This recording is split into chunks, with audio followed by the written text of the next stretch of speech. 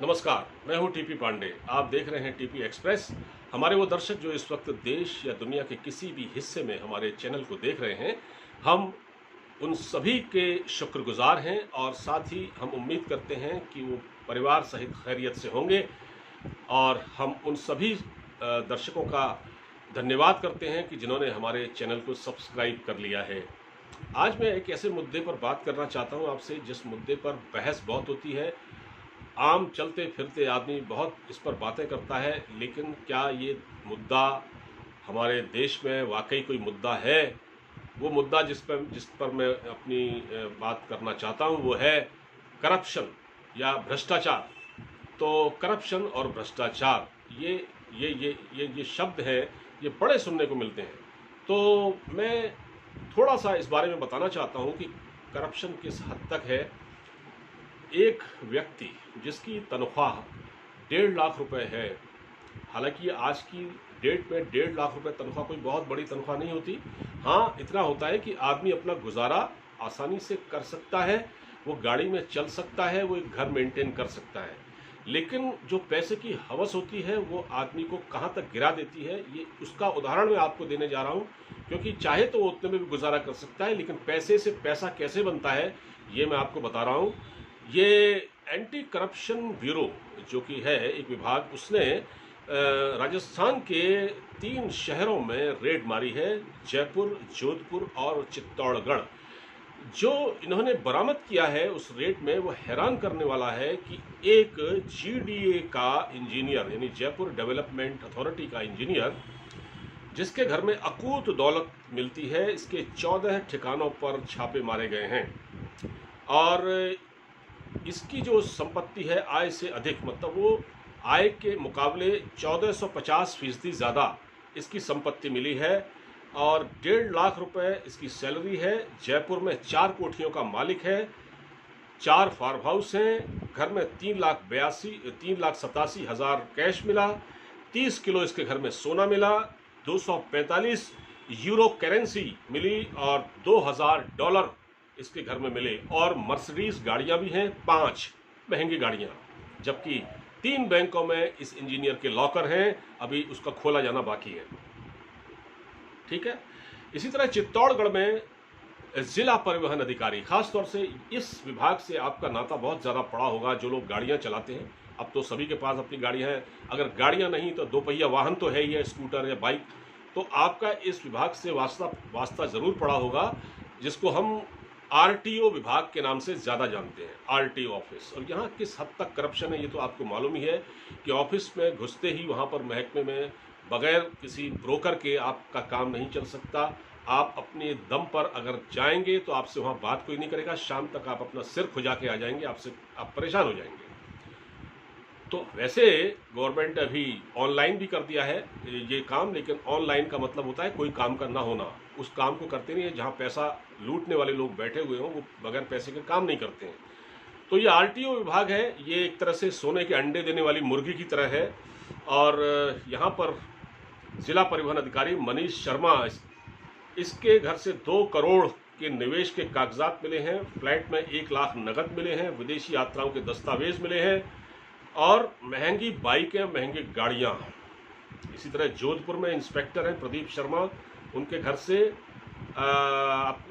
उनके भोपाल, जयपुर और बीकानेर इनके 4 ठिकानों पर छापे मारे गए। 4.5 करोड़ इनके वहाँ मिले और आय से इनकी संपत्ति 333% ज़्यादा है।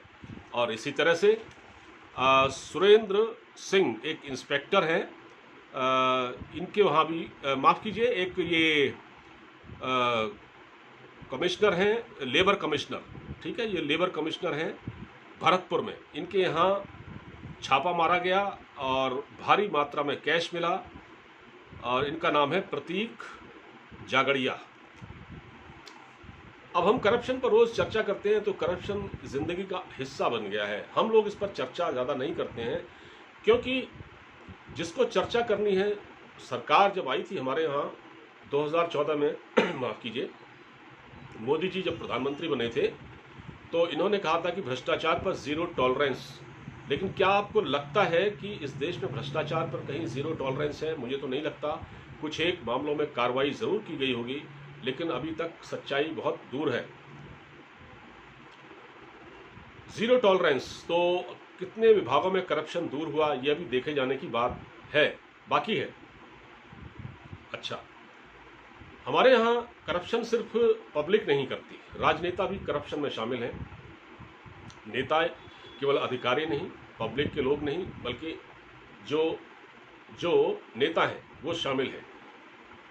एक बार ये चर्चा हुई थी जब विदेशों से या हमारे जो बड़े धन पशु हैं, जो कि धन कुबेर हैं, जो कि राजनीतिक पार्टियों को चंदा देते हैं चुनाव लड़ने के लिए, वो कितना चंदा देते हैं, क्या देते हैं, उसका कोई रिकॉर्ड नहीं होता, उसमें कोई ट्रांसपेरेंसी नहीं है। इसके बारे में एक बार डिबेट हुई थी, हमारे यहाँ डिबेट हुई थी, और इसमें कहा गया कि इस चंदे की जो राशि होती है, जो भी पार्टी को चंदा दे, उसको पब्लिक के सामने लाया जाए कि किस पार्टी ने कितना चंदा दिया, और उसको अपनी पार्टी उसकी वेबसाइट में डाले अपनी। ये था, लेकिन ये भी नहीं हुआ। तो करप्शन वहाँ भी है, क्योंकि क्यों नहीं आखिर। अच्छा, दूसरा, जो पार्टी जिसका कैंडिडेट चुनाव लड़ने के लिए हलफनामा देता है, वो जब चुनाव आयोग को अपना हलफनामा देता है तो वो कहता है कि मेरी संपत्ति केवल 1-1.5 लाख रुपए है, और मेरे माफ़ कीजिए, वाइफ के नाम एक मकान है, मेरे नाम एक मकान है, एक प्लॉट है, इससे ज़्यादा मेरे पास कुछ नहीं है। हकीकत यह है कि करोड़ों का मालिक होता है, क्योंकि भारत में चुनाव आम आदमी नहीं लड़ सकता, वो केवल बड़े लोग ही लड़ सकते हैं। मोटे मतलब जो जिनके पास अकूत धन दौलत है वही चुनाव लड़ने के पात्र होते हैं। और ये कहना कि आप आइए, आप भी चुनाव लड़िए, इससे राजनीति में स्वच्छता आएगी, ऐसा कोई भी नहीं है। तो केवल कागजी बातें हैं, बातों का क्या। तो ये जो चीज़ है, इस सिस्टम को बदलने की ज़रूरत है। ये सिस्टम कैसे बदलेगा, ये सोचना होगा। और जैसे कि आपने देखा कि हर जगह फ्रॉड, अब देखिए मेहुल चौकसी, नीरव मोदी, विजय माल्या, ये करोड़ों का बैंकों को चूना लगाकर चले गए, और अभी तक ये लोग वापस नहीं आए। सरकार उनको लाने की कोशिश कर रही है, लेकिन क्योंकि उनके हाथ भी इतने लंबे हैं और उनके पास भी काली कमाई की इतनी दौलत है कि वो वकीलों को लुटा सकते हैं। वो देश में आने से बचते हैं, कानून के फंदे में फंसने से वो बचते हैं। उनको मालूम है कि अगर यहाँ आएंगे तो उनको सज़ा भुगतनी पड़ेगी, इसलिए वो कानूनी दांव पेंच से अभी तक बचते रहे हैं। तो सवाल इस बात का है कि जो ये लोग पकड़े गए हैं, इनको क्या सज़ा होगी। इनके पास भी बहुत बड़े बड़े वकील होंगे, क्योंकि इन्होंने कमाया है। ये कुछ दिन बंद रहेंगे, और ऐसा कोई इन्होंने किसी का मर्डर तो नहीं किया है। आजकल तो मर्डर करने वाले भी छूट जाते हैं जेल से। तो क्या इनको कोई सख्त सज़ा होगी। जो ये 4-5 नाम मैंने आपको गिनाए, एक मामूली आदमी जो 1.5 लाख सैलरी लेता है, वो अपने घर का खर्चा ही चला सकता है, एक अच्छा जीवन जी सकता है, गाड़ी मेंटेन कर सकता है, घर ले सकता है। लेकिन पैसे से पैसा बनाना, और हम कहते हैं कि इस देश में गरीबी है। कल हम भी चर्चा कर रहे थे कि इस देश में जो मिडिल क्लास है उसकी हालत ख़राब है, और हम ये देख रहे हैं कि एक से एक महंगी गाड़ियाँ लोग खरीद रहे हैं।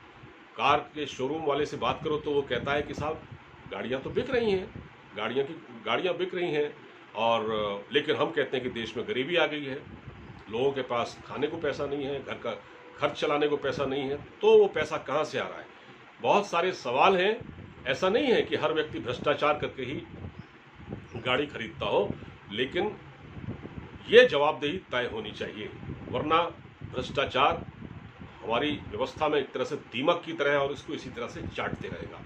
आपको वीडियो कैसा लगा? अच्छा लगा हो तो इसको शेयर कीजिएगा। अब मुझे इजाज़त दीजिए, अपना पूरा ख्याल रखिए, और हमारे चैनल को सब्सक्राइब जरूर कीजिएगा। नमस्कार।